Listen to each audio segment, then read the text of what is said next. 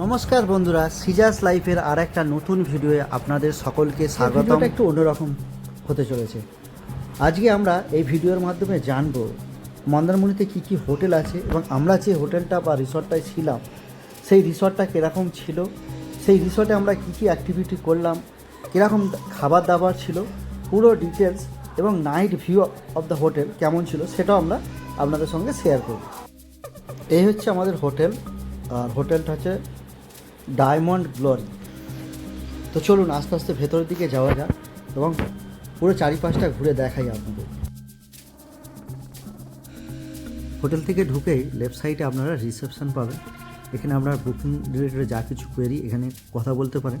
আর এই হোটেলের পুরো ফোন নাম্বার আমি ভিডিও ডেসক্রিপশানে দিয়ে দেবো, আপনারা চাইলে ফোন করে বুকিংও করতে পারেন। এবার হোটেল থেকে যত এগিয়ে যাবেন ডান দিকে আপনারা দেখতে পাবেন এরকম খড়ের ছাউনি করা ছোট ছোট কুঠির করা আছে। সেখানে বসে আপনারা বিশ্রাম নিতে পারেন, ফটো তুলতে পারেন, চাইলে আপনারা ব্রেকফাস্টও করতে পারেন।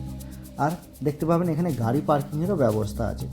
শুধু গাড়ি পার্কিং বলবো না, এর সঙ্গে আছে আপনারা যদি কোনো ড্রাইভার নিয়ে আসেন সঙ্গে করে, সেই ড্রাইভারেরও থাকার ব্যবস্থা আছে। এটা সবথেকে প্লাস পয়েন্ট আমার লেগেছে এই হোটেলটা। যেহেতু এবারে আমরা গিয়েছিলাম একজন ড্রাইভার ভাড়া করে নিয়ে, যেহেতু উৎপল আর আমি দুজনে কেউ ঠিকঠাক গাড়ি চালাতে পারি না, সেই জন্য আমাদের একটা ড্রাইভার ভাড়া করতে হয়েছিল। তো সেই জন্য সেই ড্রাইভারেরও থাকার এখানে ব্যবস্থা ছিল এবং খাওয়া দাওয়ারও ব্যবস্থা ছিল। এটা হচ্ছে হোটেলের রেস্টুরেন্ট, এখন বন্ধ আছে। এখানেই মানে মেনলি সমস্ত লাঞ্চ ডিনার যদি কেউ খেতে চান তাহলে এখানেও করতে পারেন, অথবা আপনারা যদি চান আপনাদের রুমেও লাঞ্চ ডিনার যেটা চাইবেন আমরা সার্ভ করে দেবেন।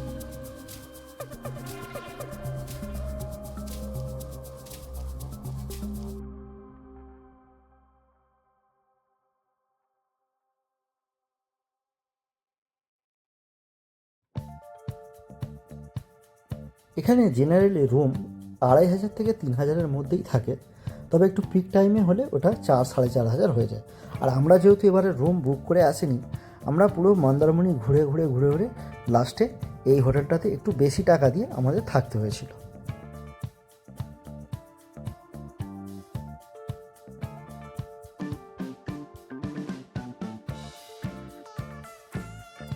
হোটেলে এই বারান্দাটা দিয়ে সমুদ্র দেখা যায়। এখন যেহেতু রাত হয়ে গেছে সেই জন্য দেখা যাচ্ছে না পরিষ্কারভাবে, বাট দিনের বেলা পরিষ্কার আমরা আমাদের বেডরুম থেকেও জানলা দিয়ে সমুদ্র দেখতে পাই।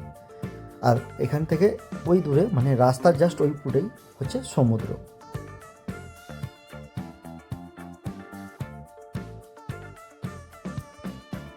বিচের ধারে আড্ডা মারতে মারতে বুঝতেই পারিনি কখন যে এত রাত হয়ে গেছে।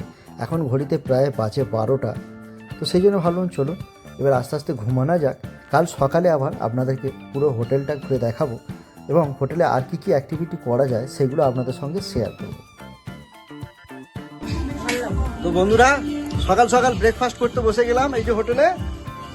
খুবই সুন্দর হয়েছে ব্রেকফাস্টগুলো, মানে খুবই সুন্দর টেস্ট হয়েছে, দারুণ হয়েছে, ঠিক আছে। আর এই মানে যে চারিদিকে যে পরিবেশটা আছে এই পরিবেশে খাওয়ার মজাটাও একটা আলাদা, গান চলছে ব্যাকগ্রাউন্ডে। চলুন মর্নিংয়ে আমরা কী কী নিয়েছি এক ঝলক দেখিয়ে দিই আপনাদেরকে। আমরা নিয়েছি কচুরি, ওদিকে আলু পরোটা, আর সঙ্গে আছে এই যে তরকারি, ডিম আর চা। আর এখানে ব্যাকগ্রাউন্ডে গানও হচ্ছে, মানে যেখানটা সুইমিং পুলটা আছে ওইখানে একটা বক্স লাগিয়ে দিয়েছে। খুবই সুন্দর লাগছে, মানে অ্যাটমসফিয়ারটা এত সুন্দর লাগছে। চলুন একবার আপনাদেরকে ঘুরে দেখাই। আমরাও কিছু কিছু অ্যাক্টিভিটি করে আপনাদের সঙ্গে শেয়ার করছি।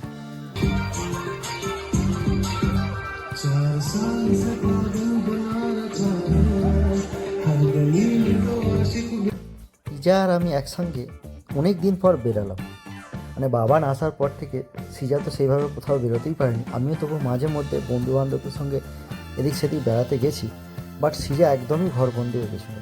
আমারও খুব ভালো লাগছে যে অনেক দিন পর সিজা আর আমি দুজনে এক ফ্রেমে এরকম একটা সুন্দর বিচে ঘুরতে এলাম। খুবই সুন্দর লাগছে।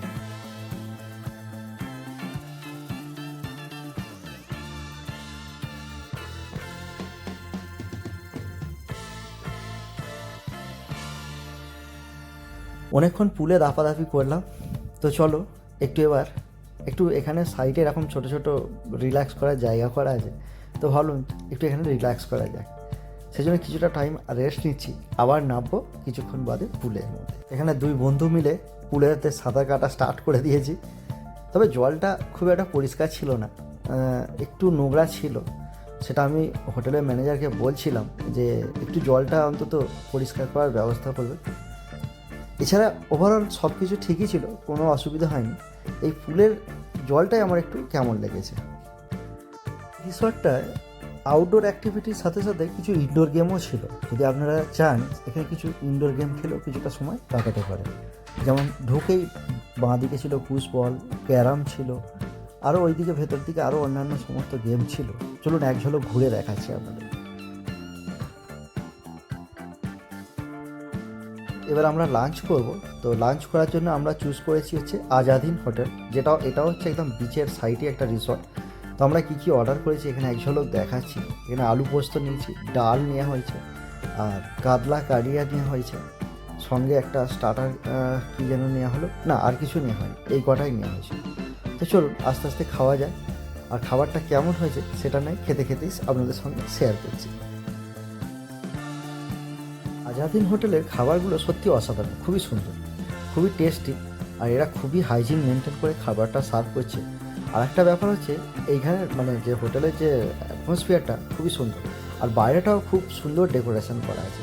তো আপনারা যদি চান এই হোটেলটাও বুক করতে পারেন থাকার জন্য। এখানে থাকারও ব্যবস্থা আছে, আর এটা একদম বিচের একদম কাছে, খুবই সামনে। এই হোটেল রিভিউ এবং ডিটেলস আরও কিছু হোটেলের ভিডিওটা এখানেই শেষ করব। যদি ভালো লাগে ভিডিওটাকে অবশ্যই একটা লাইক করে দেবেন, আর আমাদের পাশে থাকার জন্য চ্যানেলটাকে সাবস্ক্রাইব করে দেবেন। আমি যে সমস্ত হোটেলগুলো এখানে দেখাচ্ছি তার পুরো সমস্ত হোটেলের নাম্বারগুলো ভিডিও ডেসক্রিপশানে দিয়ে দেবো। আশা করছি আপনাদের খুব হেল্প হবে। আর নেক্সট টাইম আমরাও যখন ফের আসবো মন্দারমণি, আমরাও এই নাম্বার ধরে বুক করেই আসবো এখানে। তো চলুন আজকের মতো এখানে টাটা বাই, দেখা হচ্ছে আবার অন্য একটা নতুন ভিডিও।